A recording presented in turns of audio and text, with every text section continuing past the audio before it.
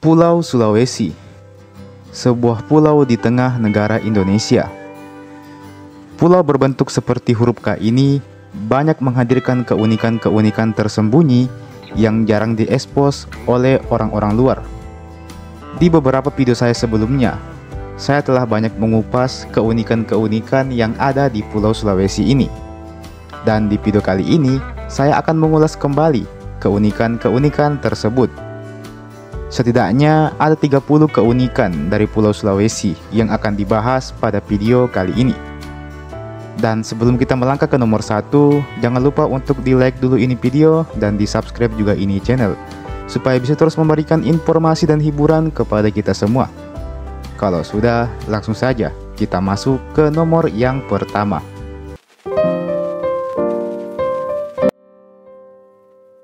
Nomor 1, arti nama Sulawesi.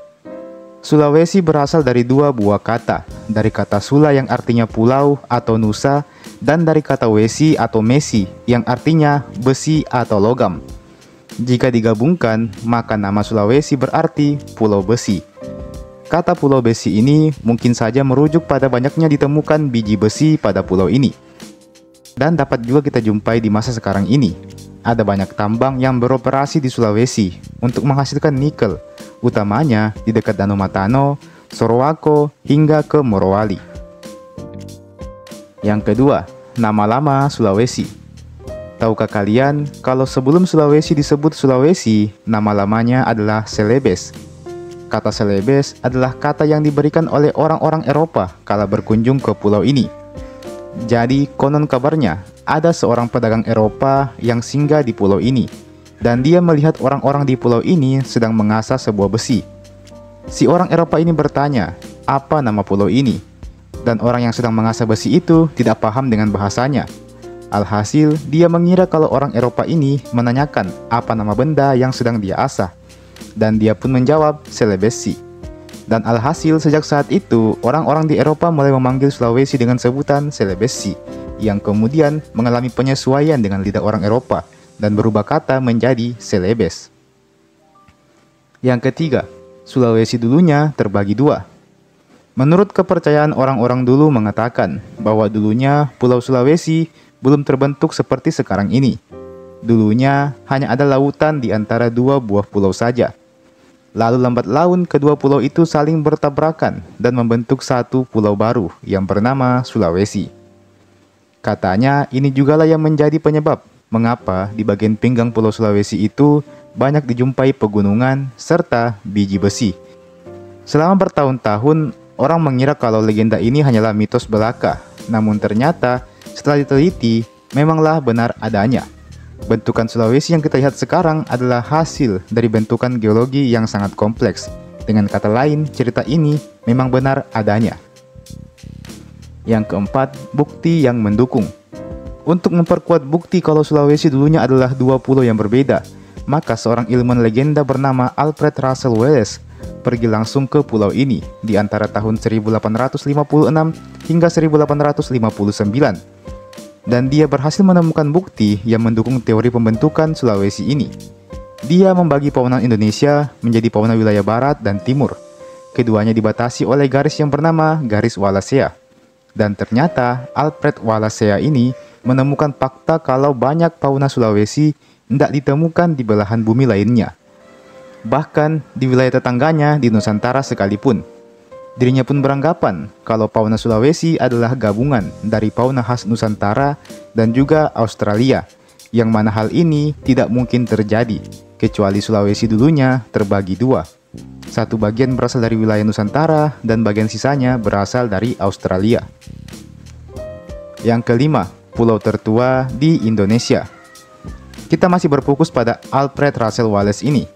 Dia tidak hanya menjelaskan tentang pembentukan Sulawesi, tetapi juga menegaskan bahwa Sulawesi adalah pulau tertua di Indonesia. Hal ini dia buktikan lewat fauna-fauna Sulawesi yang menurutnya terlalu unik. Fauna-fauna seperti anoa, babi rusa, dan tarsius adalah fauna yang hanya ada di Sulawesi dan bahkan tidak ada di daerah lain. Dan ternyata fauna-fauna ini sangat mirip dengan hewan-hewan dari Afrika, yang mana kita tentu tahu kalau Afrika adalah salah satu peradaban tertua di dunia. Jadi, kemungkinan kalau Sulawesi itu adalah pulau tertua di Indonesia itu memanglah ada dan mungkin saja benar. Yang keenam, suku manusia purba. Adanya teori yang mengatakan kalau Sulawesi adalah pulau tertua di Indonesia membuat orang-orang sibuk bertanya, kalau Sulawesi adalah pulau tertua, maka apakah ada manusia purba yang dulunya hidup di Sulawesi? Dan jawabannya ada. Namanya adalah suku Toalean atau Toala, yang dalam bahasa Bugis artinya orang yang hidup di hutan. Suku Toalean ini adalah masyarakat pemburu pengumpul yang mendiami Pulau Sulawesi selama periode Holosen pertengahan hingga akhir sekitar 3.500 tahun yang lalu dari daratan Asia. Suku ini kabarnya hidup di tengah hutan dekat pinggiran pantai. Kegiatan sehari-harinya adalah berburu dan mengumpulkan kerang. Penemuan kelompok suku Toalean ini membuat banyak orang menganggap bahwa mungkin inilah suku atau kelompok manusia pertama di Sulawesi. Yang ketujuh, Besse. Besse adalah sebutan untuk sebuah kerangka manusia purba yang ditemukan di Gua Leyang Paninge, Maros. Besse ini juga dianggap sebagai salah satu bangsa atau suku Toalean yang kita bahas tadi. Usianya diperkirakan sekitar 7.000 tahun. Jenis kelaminnya adalah perempuan. Dia diperkirakan wafat ketika masih berusia 17 tahun dan tidak diketahui penyebab dia wafat. Diberi nama Besse oleh para peneliti karena nama Besse adalah nama kehormatan untuk perempuan yang berasal dari Makassar. Penemuan kerangka Besse ini mengubah teori persebaran manusia purba karena ternyata Besse punya DNA Denisovan, yang mana biasanya manusia purba yang ditemukan di Asia Tenggara dan Oseania tidak mempunyai DNA Denisovan. Yang kedelapan, lukisan tertua di dunia. Kita masih berada di Maros, Sulawesi Selatan. Di sini ditemukanlah lukisan manusia tertua di dunia. Usianya mencapai 45.500 tahun lamanya. Terlihat pada lukisan tersebut gambar hewan yang sedang berinteraksi dengan manusia. Selain lukisan tertua di dunia, ada juga lukisan tertua nomor 2 di dunia. Dan lagi-lagi lokasinya ada di Sulawesi. Sebelum-sebelumnya, rekor lukisan tertua di dunia dipegang oleh negara Spanyol, tepatnya di Gua El Castillo yang usianya mencapai 37.300 tahun. Jadi, sampai di sini kita bisa paham bahwa seniman pertama di dunia itu adalah orang Sulawesi. Yang kesembilan, layang-layang tertua di dunia. Selain lukisan tertua di dunia, ada juga layang-layang tertua di dunia yang ada di wilayah Muna, Sulawesi Tenggara. Namanya adalah layang-layang Kagati Kolope. Layangan ini dibuat menggunakan daun ubi yang dikeringkan lalu dianyam dengan bantuan serat dari nenas. Adapun usia layangan ini adalah sekitar 4.000 tahun lamanya. Sebelumnya, orang-orang menganggap bahwa layangan tertua itu berasal dari Cina, dan ternyata bukan. Menurut bahasa Muna, Kagati berarti jepitan, Ro berarti daun, dan Kolope berarti buah dari ubi gadun. Dari kata tersebut, Kagati Ro Kolope berarti layang-layang tradisional yang terbuat dari daun ubi hutan dan daunnya dijepit. Layang-layang tradisional dari Pulau Muna ini terbuat dari lembaran daun kolope yang telah kering, kemudian dipotong ujung-ujungnya. Yang ke-10, kapal pinisi. Kapal pinisi adalah kapal layar tradisional khas Sulawesi Selatan, khususnya daerah Bulukumba, yang dikenal dengan 2 tiang utama dan 7 helai layarnya. Merupakan warisan budaya tak benda UNESCO sejak 2017 yang lalu. Kapal pinisi berasal dari Sulawesi Selatan, khususnya Bulukumba, dan digunakan juga oleh pelaut suku Konjo, suku Bugis, Makassar, dan juga suku Mandar. Yang ke-11, perahu sandek. Bicara soal perkapalan, tidak lengkap rasanya kalau tidak membahas tentang perahu sandek. Sebuah perahu yang bisa berlayar tanpa mesin. Sebuah perahu yang merupakan peninggalan bangsa Austronesia. Perahu kebanggaan masyarakat suku Mandar di Sulawesi Barat. Namanya adalah perahu sandek. Perahu sandek merupakan hasil evolusi dari perahu-perahu tradisional seperti Baggo, Palari, Lambo, dan Pakur yang telah lama digunakan oleh masyarakat suku Mandar untuk berlayar maupun menangkap ikan. Yang ke-12, patung emot batu di Sulawesi. Di Sulawesi Tengah, ada sebuah objek wisata sejarah bernama Lembah Bada atau Lembah Napu, yang mana pada lembah tersebut kita bisa menemukan puluhan patung-patung dari batu yang bentuknya beragam. Ada yang berbentuk seperti wajah manusia, dan ada pula yang berbentuk seperti sebuah wadah. Patung-patung ini sudah ada sejak dulu dan dianggap sebagai salah satu peninggalan manusia purba tertua di Indonesia. Banyak legenda dan mitos-mitos yang melatar belakangi patung-patung ini.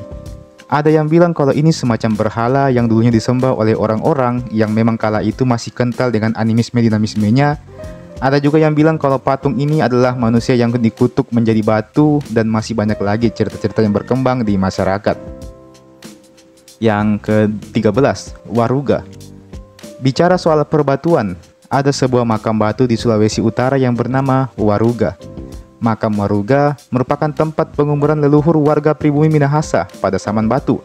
Kuburan ini memiliki bentuk yang unik karena menyerupai miniatur rumah adat. Di dalam makam Waruga, mayat tidak dibaringkan seperti pada umumnya, tetapi dimakamkan dengan kondisi yang meringkuk. Acara pemakaman seperti ini dilakukan oleh masyarakat Minahasa di zaman batu. Makam ini tentunya terbuat dari batu dengan bagian atas yang berbentuk seperti sebuah kubus, kemudian penutupnya berbentuk segitiga. Waruga terbuat dari material batu yang diambil di sungai. Proses pembuatan waruga tersebut cukup lama karena harus dipahat serta dibuat motifnya sesuai dengan pekerjaan atau kehidupan sehari-hari orang yang meninggal.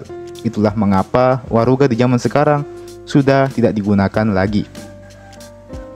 Yang ke-14, Ila Galigo. Jika kalian tahu tentang kitab Mahabharata di India atau Epic Gilgamesh di Yunani, maka ketahuilah kalau di Indonesia juga ada kitab semacam itu. Namanya adalah Kitab Lagaligo. Kitab Lagaligo ini berasal dari Kerajaan Luwu, Sulawesi Selatan, dan kitab ini bukan sembarang kitab, karena ini merupakan kitab atau karya sastra terpanjang di dunia, dengan panjangnya mencapai 6.000 halaman lebih. Kitab ini jauh lebih panjang dari epik atau kitab manapun yang ada di dunia. Secara garis besar, Lagaligo bercerita tentang asal-usul manusia pertama menurut mitologi orang-orang Luwu, serta kehidupan si manusia pertama tadi dalam membangun peradaban di Tanah Luwu, Sulawesi Selatan. Yang ke-15, Kampung Pandai Besi yang menghilang. Pada zaman dulu, Sulawesi memang dikenal sebagai daerah penghasil biji besi. Selain biji besinya, orang-orangnya juga pandai dalam mengolah biji besi menjadi senjata ataupun menjadi peralatan rumah tangga. Itulah mengapa banyak kerajaan dari luar Sulawesi yang berlangganan senjata di Sulawesi. Salah satunya ada di sekitaran Danau Matano, di mana dulunya di sini ada kampung para pandai besi, dan kampung ini cukup tersohor. Namun, apa mau dikata, kampung ini lenyap usai terkena bencana alam. Kampung ini tenggelam dan hanya ditemukan sisa-sisa peradabannya saja, semisal peralatan besi, senjata besi, hingga alat pandai besi. Yang ke-16, Danau Matano. Danau Matano sendiri bukanlah sembarang danau. Danau ini adalah danau terbesar kedua di Indonesia dengan luas 164 km persegi. Hanya kalah dari Danau Toba di Sumatera yang luasnya mencapai 1130 km persegi. Dan danau ini juga merupakan danau paling dalam yang ada di Asia Tenggara. Kedalaman danau ini mencapai 590 meter, menjadikannya juga sebagai danau paling dalam nomor 9 di dunia. Yang ke-17, daerah terangker di Indonesia. Dari sejarah kita bergeser ke arah mitos-mitos dan legenda. Di Sulawesi, ada daerah yang dianggap sebagai daerah paling angker di Indonesia. Sebuah daerah mistis di daerah Parigi Motong, Palu, Sulawesi Tengah. Nama daerahnya adalah Wentira. Sebuah wilayah yang isinya adalah hutan dan banyak pepohonannya. Meskipun kelihatan cuma hutan saja, namun banyak warga yang meyakini kalau daerah ini adalah tempat tinggal bangsa jin, dan katanya di hutan ini ada sebuah kota yang sangat maju. Bangunan-bangunannya berlapis emas dan masyarakatnya kaya raya, plus dijaga oleh bala tentara yang jumlahnya ratusan juta. Well, semacam itulah legendanya. Yang ke-18, suku para pelaut. Di Sulawesi, ada beberapa suku yang dianggap sebagai suku pelaut. Ada suku Bugis, suku Makassar, suku Mandar, hingga suku Bajo. Suku-suku ini dikenal sejak dulu sebagai pelaut yang handal. Suku Bugis dan Makassar lewat perahu pinisinya telah berhasil mengelilingi dunia dan menyebarkan pengaruhnya di berbagai tempat. Sedangkan suku Mandar dengan perahu sandeknya juga tidak kalah akan hal itu. Yang ke-19, suku Bajo. Suku Bajo adalah sekelompok manusia yang tinggal di atas laut dan mengandalkan laut sebagai tempat untuk mencari kehidupan. Suku Bajo tersebar di Sulawesi Selatan, Tenggara, Tengah, hingga Utara. Suku ini punya keunggulan tersendiri, di mana mereka sejak dulu memang sering menyelam di dalam laut, sehingga mereka bisa menahan napas lebih lama di dalam laut. Suku Bajo memiliki limpa yang lebih besar, 50% lebih besar dibandingkan manusia normal, dan itu menyebabkan produksi oksigen dalam darah mereka lebih banyak, sehingga mereka dapat menahan napas lebih lama. Kemampuan menyelam ini merupakan hasil adaptasi genetik akibat seleksi alam. Yang ke-20, pengaruh suku Bugis. Suku Bugis bukan sembarang suku. Di berbagai tempat di Indonesia, kita mungkin bisa menjumpai banyak perkampungan suku Bugis. Namun pengaruhnya tidak sebatas itu saja. Karena di Singapura, ada satu wilayah yang dikenal dengan nama Bugis Street.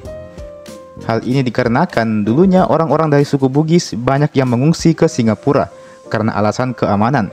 Mereka kemudian mendirikan perkampungan Bugis di Singapura, dan hal itu masih bertahan sampai sekarang ini. Yang ke-21, suku Bugis juga ada di Malaysia. Suku Bugis juga ada di Malaysia, dan lagi-lagi alasannya sama dengan Bugis Street di Singapura. Kemampuan pelaut suku Bugis menjadikan mereka mampu bermigrasi ke mana-mana. Salah satunya ada di tanah Melayu, Malaysia. Keberadaan suku Bugis pun sudah diakui sebagai salah satu suku yang paling banyak mendiami wilayah Malaysia. Yang ke-22, pengaruh suku Makassar. Suku Makassar juga tidak kalah hebatnya. Suku Makassar meninggalkan jejaknya di sebuah distrik bernama Makassan di Thailand. Wilayah ini dulunya adalah wilayah para orang-orang Makassar dari kerajaan Gorontalo yang melarikan diri ke wilayah Siam. Wilayah Siam ini kemudian berganti nama menjadi Thailand pada masa berikutnya. Yang ke-23, penyebar Islam di Afrika. Di Cape Town, Afrika Selatan, ada sebuah kota bernama Makassar. Dinamakan Makassar karena dulunya ada seorang ulama asal Makassar yang bernama Syekh Yusuf, yang diasingkan oleh pihak kolonial Belanda. Syekh Yusuf diasingkan di Afrika Selatan dan dia memilih untuk berdakwah di sana. Siapa sangka, beliau menjadi sosok yang menyebarkan agama Islam di negara tersebut. Atas bentuk penghargaan karena jasa-jasanya, maka dinamakanlah kota tersebut dengan nama Kota Makassar. Yang ke-24, Pulau Buton. Di bagian kaki Pulau Sulawesi, tepatnya di Sulawesi Tenggara, tersebutlah Pulau Buton. Di pulau ini berdiri Kesultanan Buton, dan Kesultanan Buton ini memiliki benteng bernama Keraton Wolio. Benteng ini bukan sembarang benteng, karena benteng ini menjadi salah satu yang terkuat di Nusantara dan juga salah satu yang terbesar di dunia. Tak berhenti sampai di situ, wilayah Buton adalah wilayah yang tidak pernah dijajah oleh Belanda pada masa penjajahan. Meskipun alasannya karena Buton menjalin kerjasama dengan pihak kolonial, namun pihak kolonial mau bekerja sama juga karena merasa akan susah menaklukkan wilayah Buton. Akhirnya, daripada harus repot-repot berperang, mending diajak bekerja sama saja. Yang ke-25, kerajaan terkuat di Indonesia Timur. Kerajaan yang dimaksud adalah Kerajaan Gorontalo. Kerajaan ini pusatnya ada di Makassar. Dikatakan yang terkuat karena memang banyak menaklukkan daerah lain di luar Sulawesi, sebut saja Mataram.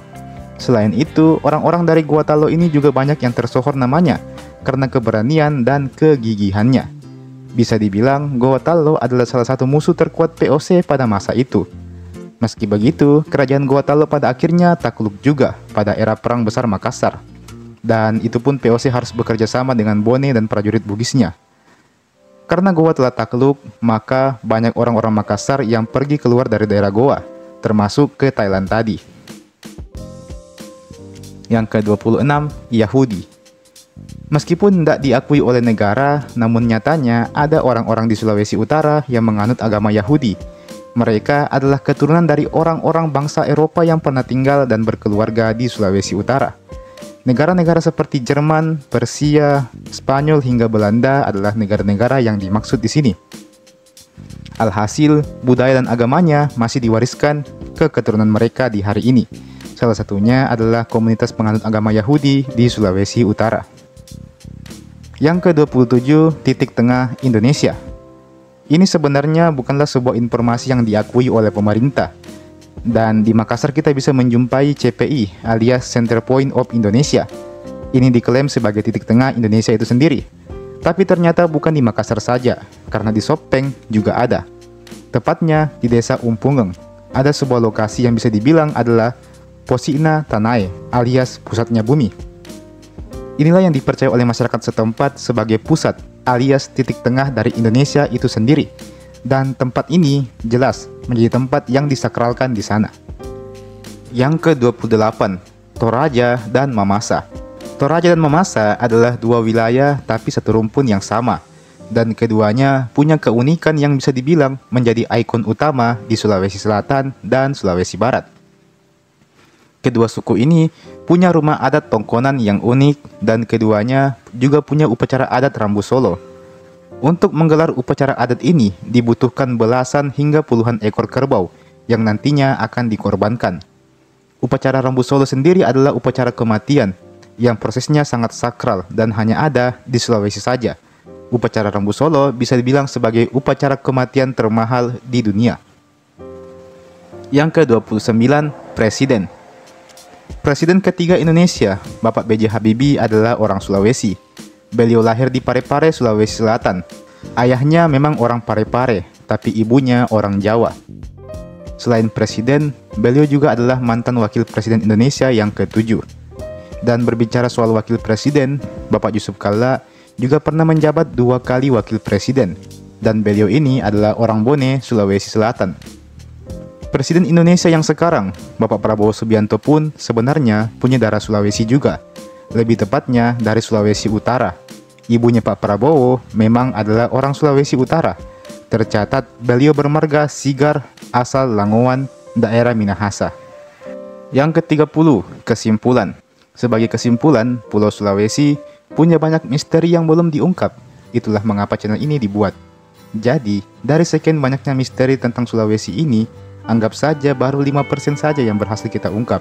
Sisanya akan diungkap seiring dengan berjalannya waktu.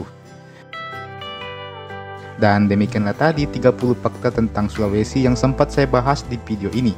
Kalau ada saran dan masukan, bisa komen di bawah. Ini video bikinnya capek, jadi mohon bantuannya untuk sekedar di like dan di subscribe ini channel. Kalau mau bisa juga nyalakan loncengnya supaya dapat notif setiap ada video baru yang saya upload di channel ini. Oke, terima kasih banyak sudah menonton dan sampai jumpa. Sampai bertemu lagi di video berikutnya.